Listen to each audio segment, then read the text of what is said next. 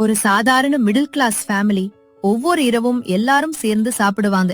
அர்ஜுன், சாப்பிட வாடா.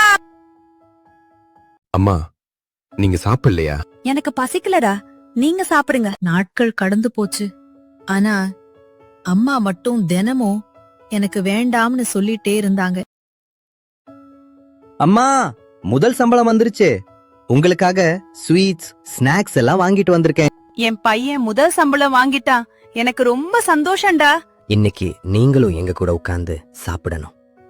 பசிக்கலன்னு சொல்லக்கூடாது. அம்மா, நீங்க ஏன் சாப்பிடல?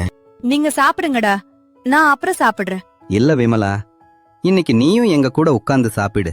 அப்போதான் எங்களுக்கு சந்தோஷம். ஆமாமா, இன்னைக்கு நீங்க எங்களோட சேர்ந்து சாப்பிடணும். என்னமாச்சு? உங்க எல்லாருக்கும் போதணும்னு நான் நிறைய நாளா சாப்பிடாம இருந்துட்டேன்டா. அந்த நாளில் இருந்து அந்த வீட்ல முதல் பிளேட் அம்மாவுக்கு தான்.